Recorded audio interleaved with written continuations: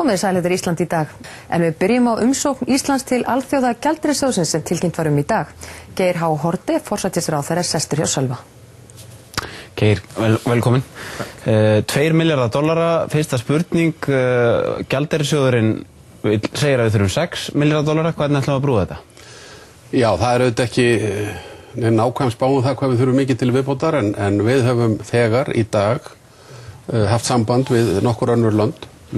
Seðlabankinn sendi út bréf strax eftir að þetta lá fyrir. Hvaða lönd? Til Norðurlandana, til Evrópska seðlabankans og til Bandaríkjanna.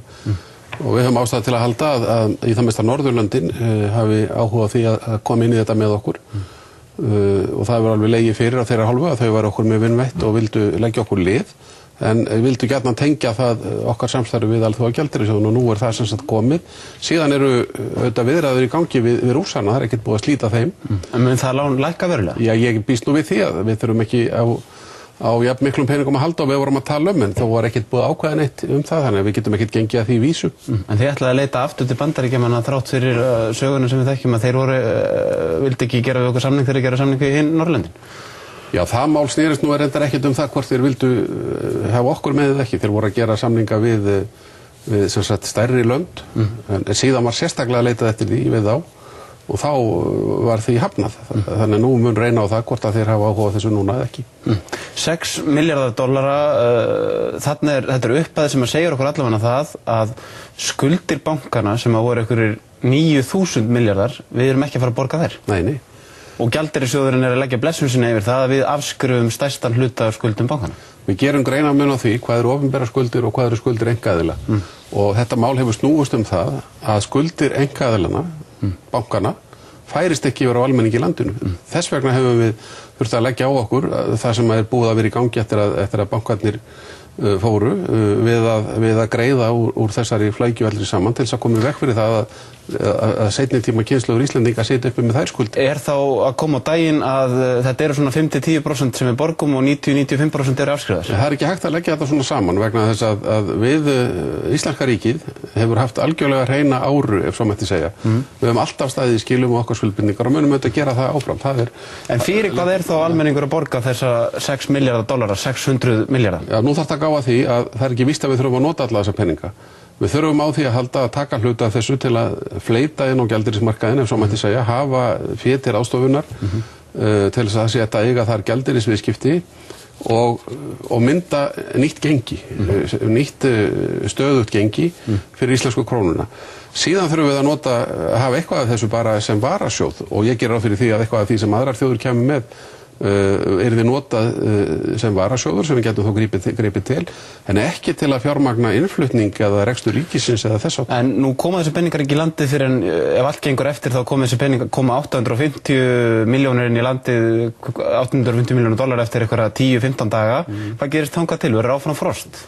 Nei, ég held nú að bara þessi tilkynning í dag og það er allt útlit fyrir það að þetta mál sé að komast í höfn muni hafa jákvæð áhrif á markaði. Ertu sannfærður það? Já, ég get þetta ekki fullyrt það með vissu en ég tel það mjög líklegt og ég vil nota tækifærið og beina því til aðila sem eiga möguleika á því að taka gjaldeyri hingað inn í landið, útflytjendur og aðrir slíkir að þeir geri það. Ja, þú gerir þetta, myndist þið mitt á þetta á fundinum í dag, þú skoraðir á útflytjendur að koma með gjaldeyri heim, þá spyr ég þig hvað með auðmenn? Við höfum átt 2 menn sem hafa verið á lista yfir 1000 ríkustu menn í heimi, verða þeir ekki að koma með sína peningar í landið? Það var auðvitað mjög æskilegt ef að menn gerðu það, húsum og frjálsum vilja. Ég hef reyndar alltaf talið að það væri óeðlilegt að menn væri að flytja peningar sína til útlanda og koma sér fyrir í öðrum lögsögum, svo mætti segja. Bæði skiptir það máli vegna skatttekna og þess að taka þátt í að byggja upp okkur þjóðfélag. Þannig að ég held að það sé eðlileg ósk til manna. Já, þú skorar á útflytjendur og skorar þá líka á auðmenn? Já, ég veit nú ekki alveg hvernig á að skilgreina þann hóp, en það eru íslenskir aðilar sem eiga fullt af peningum. Já, ég myndi skora á þá líka að þeir kæmu hingað heim. Þú vilt fá þessi peningar í landið? Já. En þetta er lánadag og það sem að Gjaldeyrissjóðurinn segir við þurfum $6 milljarðar. Þetta ef við færum þetta yfir á mannamál þá er þetta 2 milljónir á hvert einasta mannsbarn á Íslandi. Almenningur vissi ekkert fyrir svona mánuði síðan, þetta er eins konar áfall fyrir þjóðina. Skilurðu reiði fólks? Já, ég skilu þetta reiði margra og margir hafa orðið fyrir því að tapa peningum í þessu, fólk hefur mist hlutabrifin sín til dæmis í bönkunum og það óvissa aðra þætti. En við erum ekki að óska eftir lánsfé í útlöndum til að eyða því í einhvern rekstur eða óráðsíu hérna heima. Við verðum að styrkja gjaldeyrismarkaðan okkar og búa til hér nægilega varasjóð. Við erum að taka lán út af óráðsíu eða mistökum sem að hafa verið gerð. Við erum að endurfjármagna bankana. Þeir fóru á hausinn. En til þess að geta haldið uppi hérna eðlilegri bankastarfsemi í landinu, þá þurfum við að leggja þeim til fjármagn. Þess vegna munum skuldir ríkissjóðs allavega nokkur ára skeið hækka mikið, en síðan munum við auðvitað reyna að losa okkur aftur við þetta og fá þetta greitt tilbaka. Menn takk ekki svona lána gamni sinu, hvernig ætlum við að borga þetta tilbaka? Já, við munum borga það náttúrulega af okkar útflutningstekjum en eins og ég segi, þetta verður ekki allt nýtt til einhverja reyðslu og það ekki hugmyndin að gera það. En það ljóst að við munum þurfa að borga þetta tilbaka og ekki bara tvær leiðir færar í því, það annarkvort að draga úr ríkisútgjöldum eða hækka skatta. Nei, það líka hægt að selja eignirnar sem við erum að eignast núna. Það að segja, við ætlum ekki að setja með þessa banka í ríkiseigu aldur og ævi, einhvern veginn kemur að því. Finnst þér líklegt að þær upphæðir hrökkva eitthvað nálægt þessu? Já, það ekkert ólíklegt að þær dugi eitthvað upp í þetta en þú verður að gáða því að við erum ekki að taka sér peninga til að setja á eyðslu.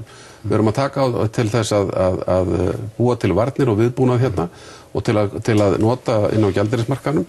Þannig að við þurfum ekki endilega að borga ekki einu sinni mikla vexti af þessu ef við draugum ekki á þessa peninga þessi lán 100%. En þegar gjaldeyrissjóðurinn segir að Ísland muni fara frá því að vera efnuð þjóð yfir að vera mjög skuldsett þjóð, við þurfum einhvern veginn að borga þetta tilbaka og ekki bara tvær leiðir, annaðhvort að hækka skatta eða draga úr ríkisútgjöldum. Þú verður að gáða því hvaðan skuldirnar koma. Þær að verða til núna vegna þess að við erum að endurfjármagna bankana. Það eru hundruðir milljarðar sem að þarf til þess og við leggjum inn peninga í því skyni. Hugsanlega þurfum við að leggja einhverja peninga líka inn í Seðlabankann. En þetta allt saman þá að það kemur eign á móti í þessu. Þetta er skuld á móti eign. Það er klárt mál að við erum ekki að koma út á sléttu. Það er alveg klárt mál.